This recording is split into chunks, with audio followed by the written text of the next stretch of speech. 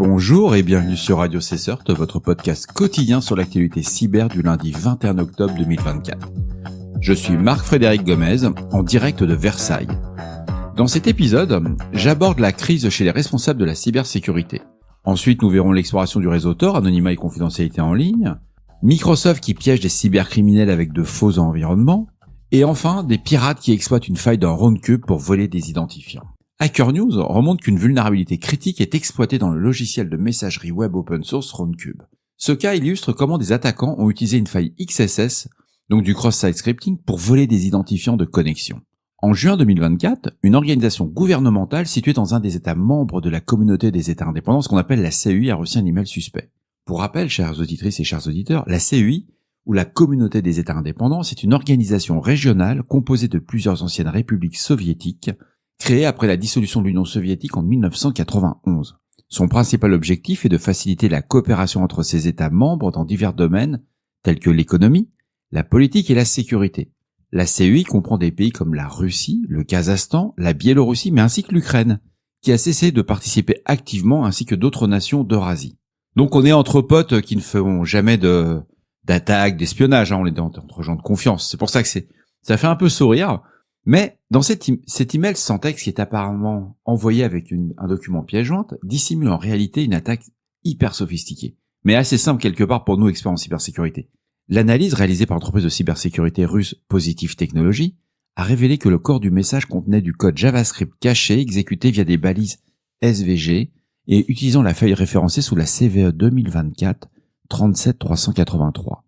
Ce type de vulnérabilité XSS permet à un attaquant de charger du code malveillant dans le navigateur de la victime, simplement en ouvrant un email spécialement conçu. Cette faille présente dans Roundcube jusqu'aux versions 1.5.7 et 1.6.7 a été exploitée par les cybercriminels pour afficher un faux formulaire de connexion amenant les victimes à entrer leurs identifiants. Une fois collectées, ces informations sensibles incluent les identifiants de messagerie qui a été envoyé à un serveur distant, un C2, dissimulé derrière un clou de fer. Mais des groupes comme APT28, Winter Wyvern et Tech70 ont déjà exploité des vulnérabilités similaires. Alors quand on parle d'identification d'acteurs d'origine, on n'a aucune preuve. On ne sait pas qui est réellement derrière. Mais on se rend compte que parmi les TTPs, ça ressemble à de l'APT28, du Winter Wyvern ou du Tech70. Faut vraiment que j'enregistre un jingle. Faut patcher. Bleeping Computer nous apprend que Microsoft a récemment adopté une approche avancée de la cybersécurité en utilisant des tenants fictifs Azure pour tromper les cybercriminels dans des cadres d'attaque de phishing. Cette stratégie repose sur l'implémentation de honeypot à haute interaction, conçue pour rassembler des véritables environnements cloud. Bon, là il y a le côté publicitaire du truc de l'article. La méthode a été détaillée par Ross Bevington, ingénieur principal en sécurité chez Microsoft, et a été présentée lors de la conférence B-Side Exeter. Contrairement aux honeypots traditionnels qui attendent que les attaquants découvrent le système piégé, Microsoft adopte une démarche proactive.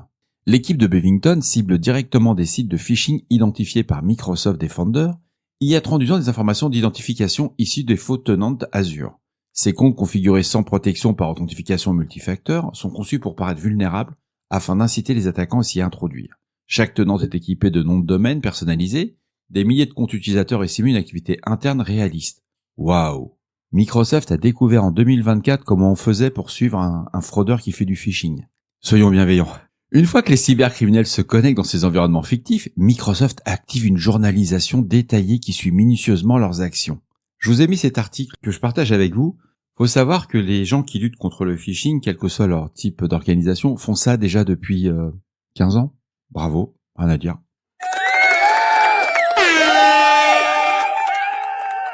Bon, alors il faut savoir que quand on fait ce genre de choses, c'est une approche qui est pas innovante. Je suis désolé, malgré que l'article met en avant ce genre de choses. On est surtout sur le fait que suivre à la trace des cybercriminels, donc ce sont des gens qui sont recherchés généralement, qui ne sont pas dans la loi. Si vous êtes une entreprise privée, c'est pas une bonne idée. C'est pas à vous de faire l'enquête. On dépose plainte et on laisse faire la police ou la gendarmerie pour le cas quand on est en France. Et si vous êtes de l'autre côté de l'Atlantique, vous demandez ça à la police montée pour nos chers amis du Québec. Mais là, faut arrêter quoi. Mais j'ai vu quand même l'article, c'est intéressant. On voit que ils ont un peu de retard à l'allumage, les garçons. Je vous propose maintenant de faire un focus sur le réseau Tor, The Onion Router. Développé à l'origine par le laboratoire de recherche de la marine américaine au début des années 2000, est géré depuis 2006 par l'organisation à but non lucratif de Tor Project. C'est devenu vraiment un outil clé pour l'anonymisation du trafic Internet. Le principal objectif de Tor est de fournir une méthode gratuite permettant de dissimuler l'origine des communications en ligne en utilisant un système de routage multiniveau, où le trafic est chiffré et acheminé vers plusieurs serveurs appelés nœuds. C'était juste pour un rappel du fonctionnement. On est vraiment sur ce qu'on appelle un principe de routage en oignon, d'où son nom, où chaque connexion passe par 3 nœuds sélectionnés aléatoirement. Le chiffrement est appliqué à chaque couche, comme les couches d'un oignon, et seul le serveur de sortie, l'exit node, voit la destination finale, masquant ainsi l'adresse IP de l'utilisateur d'origine. Jusque-là, on est sur du classique. On est bien entendu sur un trafic chiffré à l'intérieur du réseau Tor, mais il est important de noter que les données non chiffrées en amont peuvent être interceptées au niveau du serveur de sortie. Par conséquent, les utilisateurs doivent s'assurer que les sites visités utilisent des protocoles sécurisés, donc bien du HTTPS ou a minima, pour éviter la fuite d'informations sensibles lors de leur sortie du réseau. Pour accéder à Tor, bien entendu, il faut un navigateur spécifique comme le navigateur Tor dérivé de Mozilla Firefox. Alors Tor, c'est quoi au niveau de l'infrastructure? C'est pour ça que j'ai fait un peu le focus. Il n'y a que 6500 serveurs répartis dans le monde entier. C'est opéré par des particuliers, des entreprises, des organisations. Et dans ces organisations, il y a des organisations gouvernementales, il y a des agences de renseignement. Et grâce à cette communauté diversifiée, il y a quand même certains risques qui ont été identifiés. La vraie difficulté dans le réseau Tor, c'est pas les réseaux en entrée ni au milieu. Ce sont ceux qui sont en sortie, qui sont configurés pour faire de la sortie. De plus en plus, des entités sophistiquées telles que des agences de renseignement peuvent potentiellement retracer les utilisateurs Tor en analysant des modèles de trafic ou en compromettant certains nœuds. Mais malgré toutes ces vulnérabilités, c'était ce point que je voulais mettre en avant, Tor reste l'un des moyens les plus sûrs pour préserver l'anonymat en ligne, utilisé quotidiennement par environ 2 millions de personnes à travers le monde. L'article est sympa, c'est The Record qui le fait. On apprend juste, c'est la volumétrie des serveurs. C'est pas beaucoup, 6500 serveurs pour toute la planète. Passons à un sujet beaucoup plus sérieux. La crise du burn-out dans la cybersécurité atteint des sommets et les CISO sont de plus en plus nombreux à envisager de quitter leur poste en raison du stress accru, des menaces complexes et la pression de l'organisation. Une étude récente menée par Black Fogg relève que 93%, vous vous rendez compte, sur 10 personnes, il y en a plus de 9 qui pensent à démissionner, évoquant des exigences professionnelles démesurées des problèmes de santé mentale. Une étude publiée par Sysentis sur le rôle de CISO, qui a considérablement évolué au fil des années. Moi, je me rappelle, il y a encore une quinzaine d'années, un CISO, c'était quelqu'un qui était en fin de carrière. Et quand on voulait le faire, lui laisser, partir en étant pas trop stressé, on le mettait CISO. C'était hyper cool. Il faisait une politique de sécurité, il faisait des études que tout le monde s'en foutait, à vrai dire, mais royalement, quoi. Aujourd'hui, c'est plus du tout le cas, hein. Faut être péchu, comme on dit. Et vu qu'ils sont confrontés à des menaces de plus en plus sophistiquées, telles que des attaques alimentées par l'IA, des ransomware, que la sécurité des données n'a jamais été aussi critique, hein, avec la pression des régulateurs, ainsi que les amendes qui peuvent tomber pour les entreprises, ça impose une charge de travail assez importante, avec 98% des CISO qui travaillent au-delà de leurs heures contractuelles. En moyenne, un CISO ajoute environ 9 heures de travail par semaine, certains allant jusqu'à 16 heures supplémentaires. Ouais, c'est la réalité, mais est-ce que c'est pour ça qu'il y a aussi une rémunération qui est donnée, qui n'est pas forcément... Je connais pas beaucoup de CISO au SMIC quand même, hein. Cette surcharge contribue fortement à l'épuisement professionnel, et 25% des CISO envisagent de quitter leur... Alors voilà, on passe à 25%. Au début, on était 93% dans Black Fogg, ils pensaient démissionner, mais quand on commence à leur dire « Est-ce que vous voulez vraiment démissionner ?», on descend à 25%, à cause d'un stress insupportable. Ce phénomène accroît les vulnérabilités des entreprises car la rotation élevée des talents compromet la continuité de la sécurité. Parmi les principales préoccupations, 42% des CISO s'inquiètent des attaques pilotées par l'IA, qui utilisent des algorithmes avancés pour contrôler les mesures de sécurité traditionnelles.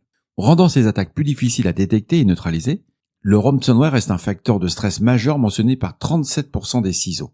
Ces attaques combinent le chiffrement des données avec leur exfiltration, forçant les organisations à se défendre sur plusieurs fronts. Mais là, on s'éloigne un petit peu du burn-out. Le burn-out ne se limite pas à une baisse de productivité. Il y a aussi des conséquences graves sur la santé mentale des CISO et des équipes de cybersécurité. C'est là que l'étude qui est remontée, quand on la lit, je l'ai lu dans le détail, ils confondent le CISO, l'équipe de réponse à incidents, si on prend dans ces cas-là la Blue Team, la Red Team, ils confondent tous les RSI, les responsables de sécurité informatique. Mais on est vraiment sur un cas qui fait très très peur sur un plan humain. Parce que selon l'étude, il y a quand même 45%, donc on va dire une personne pratiquement sur deux, qui admettent avoir recours à des substances comme les drogues ou l'alcool pour faire face au stress. Tandis que 69% se sont retirés des activités sociales. Et ça, c'est quelque chose que je vois à travers les réunions dans les équipes de réponse à incidents à travers le monde. Il y a beaucoup de monde qui est sorti de leur milieu professionnel, de leur passion, parce que c'est une passion ce métier. C'est vrai qu'il y en a de moins en moins qui vont faire du sport. Alors le sport, ça tient encore, ça marche plutôt bien. Mais par contre, oui, le reste, c'est un peu plus compliqué. Alors, il y a quand même 86% des répondants qui font du sport, c'est ce que je vous disais. Beaucoup peinent à maintenir un équilibre entre vie professionnelle et vie personnelle. La pression émotionnelle est immense, car ces professionnels doivent protéger leur organisation face à des cybermenaces croissantes, tout en faisant face à un manque de ressources et de soutien. C'est peut-être ça le fond du sujet. Pourquoi on va être en stress ? Quand vous avez les moyens, que vous êtes dans une entreprise qui dispose de ressources et vous avez les compétences en interne, ou même avec des sous-traitants, il n'y a pas de ça se passe plutôt bien. Vous allez avoir une gestion de crise, vous allez avoir un petit peu de fatigue, ça va le faire. Maintenant, comme c'est le cas dans certaines, ce qu'on appelle certains rétex par des ciseaux américains, quand vous voyez que un ciseau d'un hôpital avait $15 000 de budget annuel pour défendre un hôpital, il va avoir un ransomware, l'hôpital va se retourner contre lui et il va gagner en procès parce que quand il va, mais moi on m'a donné que $15 000 pour protéger, c'était son budget de sécurité pour tout l'hôpital. Il y avait plusieurs milliers de postes. Donc, pour surmonter ces crises et retenir les talents, c'est pas trop là-dessus que je me suis appuyé. C'est plutôt que les entreprises doivent vraiment repenser leur approche sur la gestion de la cybersécurité. Offrir des horaires de travail flexibles, des options de télétravail. Comme je vous avais montré dans l'étude des ciseaux début du mois, il y a encore beaucoup de ciseaux qui sont en présentiel à plein temps. Et quand on fait du présentiel, on a des journées qui font 12-13 heures de façon régulière, et que le samedi et le dimanche vous êtes sollicité, c'est dur au bout d'un moment. Et il faut vraiment favoriser une planification stratégique de la sécurité à long terme. Alors ça, c'est le bullshitomètre que j'ai vu dans l'annonce. Voilà, je voulais partager avec vous cette annonce pour plusieurs raisons, mais surtout la première. Si vous voulez que vos équipes de réponse à incidents ainsi que votre ciseau tiennent sur la durée, il n'y a pas de miracle. Il faut qu'il ait des ressources, il faut qu'il ait un petit peu de moyens. On peut pas demander évidemment des budgets pharaoniques, suivant les entreprises, mais vous pouvez pas demander à quelqu'un de faire 12-13 heures par jour pendant des mois, lui imposer la pression d'une cyberattaque, car il faut pas l'oublier, une cyberattaque, pour la majorité des TPE, PME, c'est la fin de la boîte. C'est aussi simple que ça. Et ceux qui s'en sortent, ça laisse des traces. Donc si vous êtes dans un grand groupe, généralement, vous allez avoir un petit peu d'aide, vous avez une DSI, il y a quand même du monde, vous allez embarquer ce genre de choses. Ça laissera aussi des traces. Donc il faut vraiment prendre soin. Quand on pas dit prendre soin de vous, c'est pas juste on t'a mis une machine à café et t'as un nouveau siège ergonomique. Non, c'est faire attention que les équipes ne travaillent pas 70, 80 heures. Il y a certaines équipes de réponse à incidents que je vois à travers le monde, c'est des furieux les gars. Ils sont entre 70 et 80 heures par semaine. Alors, vous aimez bien, ils sont jeunes. Non, ils sont pas que jeunes, c'est que ils ont juste la passion, mais à côté, il n'y a pas de vie. Et si vous voulez avoir des analystes, ça c'est mon retour d'expérience que je partage vraiment avec vous, un analyste qui est brillant, qui est bon, c'est quelqu'un qui a une vie sociale. Le gars qui vit dans sa cave et qui fait la recompilation de kernel Linux tous les week-ends, oui, vous faites ça, vous avez 20 ans, quoi. S'il continue à faire ça à 40 ans, faut le piquer, le garçon. Et voilà pour ce podcast de Radio Cesseur du lundi 21 octobre 2024 qui touche à sa fin. J'espère qu'il vous a plu. Il est pas du tout construit, je l'ai fait en mode arrache. Pour la simple raison, je suis retourné à l'hôpital et c'est un enregistrement que je fais de l'hôpital. Donc ils ont halluciné. Je suis venu avec la table de mixage dans la chambre et tout, etc. Ils m'ont dit vous préparez quoi ? J'ai juste un petit épisode à faire. Mais en théorie, je sors ce soir. Si tout se passe bien, je vais passer au blog dans 3 heures. Et je ressors ce soir. Et demain, il y aura un épisode ou pas. Ça sera la surprise. Il sera construit, c'est promis. Je regarderai tout. Je vous souhaite à tous une très belle journée. Moi, je vais aller me préparer. Au revoir.